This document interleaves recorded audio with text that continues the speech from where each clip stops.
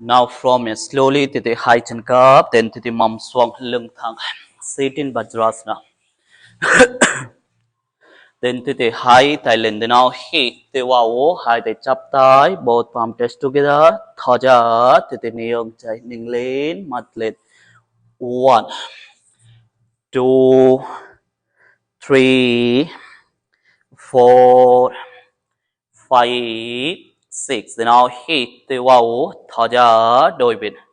1, 2, 3, 4, 5, 6. Then now hit the wow, thở ra chân thái lưng thẳng nên sau. 1 nên tay chạy.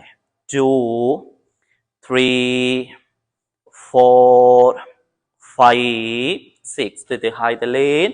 Then now hit thở ra đôi bên cổ lên. 1 nên tay phải. Từ từ lưng thẳng. 2, 3, 4, 5, 6. Then now hit the wow nên thẳng lưng thẳng. Thò giật tay chạy xuống, tay phải lên, nâng lên mông xuống. 1, 2, từ từ mò ngoài nục lên.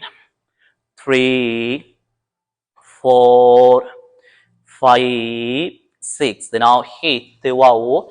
Thò ra đôi tay từ từ tay phải xuống, nục lên, nâng lên. Open your chest. 1, 2, 3, 4, 5, 6. Then now hit the wow.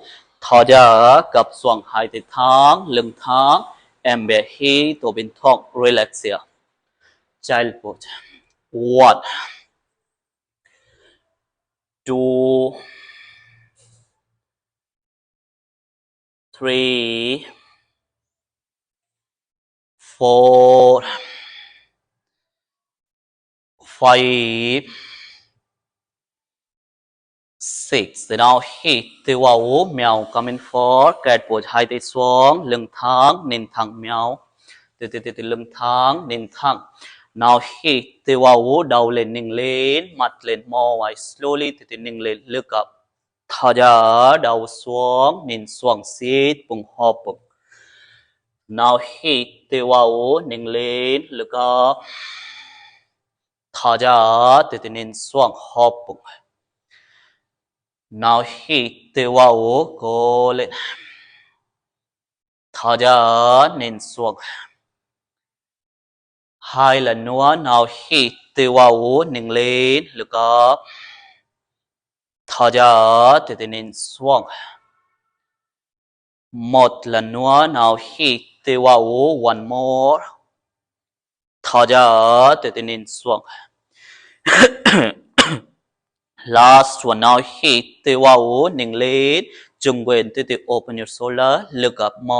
1, 2, 3, 4, 5, 6. Thở ra đầu xuống nên xuống. Sit, bùng hop, bùng trung quyền. Squeeze your belly, roll your back. 1. Keep normal breathing. 2. Hit ở bên thong. 3, 4, 5, 6. Lưng thẳng nên thẳng. Then from it, look at me. Then slowly chân chạy thẳng. Okay. Slowly chân phải bàn chân sang phải. Then tay chạy lên, hai tay thẳng. Nâng lên, mắt lên, nên tay chạy cô lên. Chân chạy thẳng, tay chạy lên. 2, 3, 4, 5, 6. Tay chạy chắp đầu. Then chân chạy lên. Tay chạy over the head, nâng lên, look up, tay thẳng chân thẳng, nâng lên. 1, 2, 3, 4, 5, 6. Then slowly chân chạy lên trước. Then tay chạy, chân chạy nằm gõ trên, tay chạy gấp, đo chập trên. Slowly cô lên, chân chạy thẳng, tay chạy gấp. Sit, bùng hộp, bùng. 2, 3, 4, 5, 6. Chân chạy gấp, sau lưng tay chạy nằm gõ trên, tay chạy thẳng, chân lên cao, nâng lên, mắt lên, cô lên. 1, 2 cụt tốt, 3 4 5 6. Then now hit thở ra, quay lại cầm back chân xuống, tay xuống, mèo. Then từ từ đôi bên tay thẳng, then slowly chân phải thẳng, chân trái bàn chân sang trái, từ từ tay phải lên, hai tay thẳng, ninh lên mắt lên ninh tay phải. 1 2 3 4 5 6. Từ từ tay phải chắp đau, chân phải lên, tay thẳng chân thẳng, ninh lên mắt lên. 1 2 3, cố lên chân thẳng. 4 5 6, chân phải lên trước, tay phải nằm gõ trên, tay phải cặp đo chập chân, cố lên cặp tay, sit bụng hop bụng. 1 đo chập chân, 2 3 4 5 6, chân phải cặp, then từ từ sau lưng tay phải nằm gõ trên, chân lên cao, tay thẳng, ninh lên mắt lên. 1 2 3 4 5 6. Then now hít thở ra xuống, mâm xuống em bé, thả lỏng, relax. 1 2 3 4 5 6. Then now hít từ vào méo thở ra, quay ngược đầu xuống, mầm lên, downward facing dog, tay thẳng chân thẳng, từ quay xuống, hít thở bên thoáng, chừng quệt, cột chân xuống, chừng quệt. 1 2 3 4 5 6. Chân phải lên cao, then now hít từ vào chân thẳng, chừng quệt, hold it still. 1 2 3 4 5 6. Thở ra, chân phải lên trước, chân trái đầu gối xuống, đầu lên. Hai tay sau lưng, hai tay đằng trái.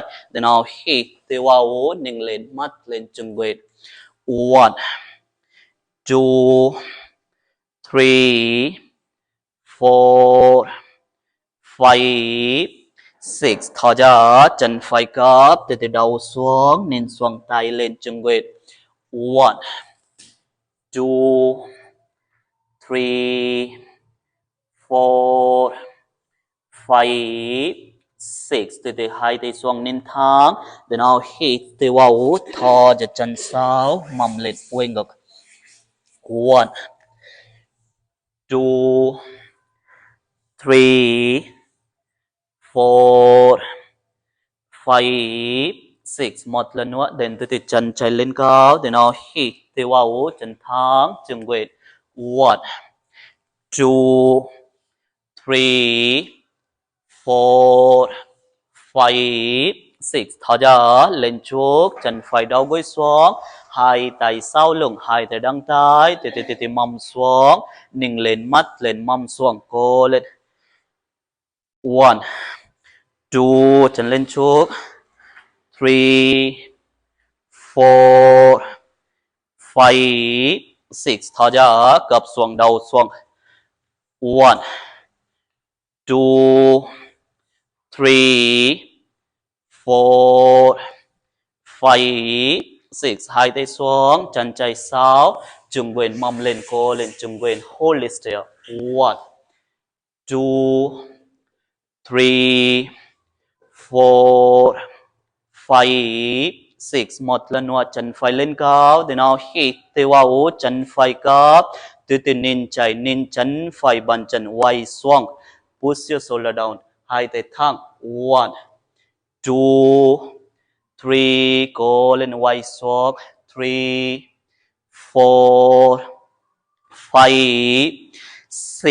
Từ chân phải thẳng, then now hít thở ra lên trước, sang phải ultimate. Ok, chân phải gập chín môi đầu tiên từ từ hai tay thẳng, lưng thẳng mâm thẳng nên thẳng sit bùng hop bùng cố lên cố nên thẳng lưng thẳng. 1 2 3 4 5 6. Now from here từ từ hai chân thẳng, chân phải bàn chân lên, hai tay lên chuốc, từ từ tay thẳng lưng thẳng, đầu xoàng ngoài xoàng hai chân thẳng, chân phải bàn chân lên. 1 2 3 cố lên chân thẳng. 4 5 6. Từ từ chân phải gấp, hai tay thẳng lên thẳng. Now from it slowly từ từ xoạc chân, chân chạy đầu gối xuống, mầm xuống, từ từ cố lên cô. Right, mầm xuống. Hai tay thẳng lên thẳng. Slowly từ từ ha. Tay phải lên, nâng lên mắt lên, then now hit. Từ vào nên tay phải. Hai chân thẳng, mầm xuống. 1 2 3 gấp chân. 4 5 6. Then từ tay phải xuống. Slowly từ tay phải cúi tay xuống cô. Tay trái lên, nâng lên mắt lên, nhìn tay trái. Try. 1 cố lên mà. 2 3 4 5 6. Từ xuống. Cầm xuống nước xuống, hai tay sang ngàn, hai tay phải chân phải nằm gõ trên, tay trái thẳng, cầm xuống nước xuống, chừng quệt. 1 cố lên. 2 3 4 5 6. từ hai tay xuống nên thẳng, đầu lên. Slowly from your tay trái chân phải nằm gõ trên, đầu lên ha, đầu lên. Slowly từ tay phải sau, chân trái gấp nằm gõ trên. 1 đầu lên. 2 quay lên đầu lên. 3 4 5 6. Từ nào hít từ vào thò trở xuống, chân sau mầm lên quay ngược.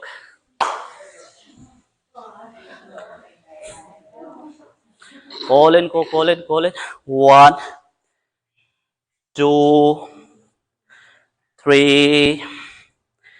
4 5 6. Đôi chân trái lên cao, chân trái cấp. Từ nhìn phải, nhìn chân trái bàn chân, quay xuống hít tổ bình thường. 1 2 3 4 5 6. từ chân trái thẳng, để nào hít thở ra lên chuốc sang trái. từ hai tay thẳng, chân phải thẳng, mầm thẳng, lưng thẳng, gập chết. 1 trên môi đầu cố lên. 2 3 mầm thẳng, lưng thẳng, nền thẳng. 4 5 6. từ hai chân thẳng, then slowly chân trái bàn chân lên, gập xuống đầu xuống. 1 2 3 chân trái bàn chân lên. 4 5 6. Then now hit từ vào chân trái cấp, hai tay thẳng lên thẳng. Then slowly xoạc chân phải đầu gối xuống, từ mầm xuống. Cố lên. Hai tay thẳng lên thẳng. từ tay trái lên, nâng lên mắt lên, nhìn tay trái. 1 2 cố lên. 3 4 5 6. thở ra, tay trái xuống, cúi tay xuống, gập tay phải lên, nâng lên, cố lên. 1 2 3 4 5 6. từ xuống, hai tay sang ngắn, cầm xuống nút xuống, chừng quên, hold it still. 1 2 3 4 5 6. từ hai tay lên chuốc nhìn thẳng, đầu lên, then slowly tay phải sang trái, chân trái nằm gõ trên, từ đầu lên, tay chạy sau, chân phải nắm gỡ chân, chân phải gập, đầu lên, cố lên. 1, 2, quay lên. 3, 4, 5, 6. Now hít thở ra, từ xuống, chân sau, cố lên. Mầm lên, quên gọc, down dog, hít thở bên thoáng, chung quên. Cố lên, cố tiếp, tập tiếp. 1, lên. 2, 3, 4, 5, 6. Now from it, từ đầu gối xuống, hai chân cấp. Từ mau đầu gối, ok. Slowly mầm xuống. Cấp xuống. Tay thẳng. Mầm lên chuốc, mau đầu gối. Tay thẳng, mầm xuống. 1, cố lên chơi, cố lên. 2, hai mầm thẳng á. Hai mầm thẳng. Keep your both hip one line. 2, 3, 4, 5, 6. Then từ hai tay xuống, đầu lên, mầm xuống. Then now hit tay vào lên, cố lên, mầm xuống, ninh lên, push your hip down. Cố lên, 1, hai tay thẳng. 2, 3, 4, 5, 6. Then now hit tay vào, thò ra xuống. Ok, hai tay gập. Cầm xuống, gập đây. Đây, ăn có khắp. 2, 3, 4, 5, 6. Ok, then now hit tay vào, thở ra, quay lại, come back. Mầm xuống, em về.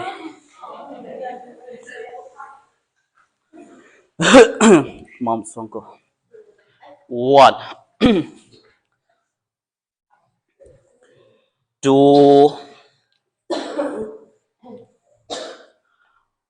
3, 4, 5, 6. Then now hit tay vào, đầu lên, thở ra, hai tay xuống, lưng thẳng nên thẳng. Then ok, từ chàng trên, then từ mầm xuống. Ok, then từ nằm xuống. Cô lên cô. Nằm xuống. Hai tay lên, hai tay đăng thái, tay thẳng lưng thẳng, mầm xuống ha. Từ mầm xuống. Push your hip down. 1, cố lên, hai tay thẳng, hai tay đăng thái, mầm xuống. 2, 3, 4, 4, 5, 6. Then now hit tay vào lên, quay lại. Thở ra, mầm xuống, em về. Hít thở bên thoáng.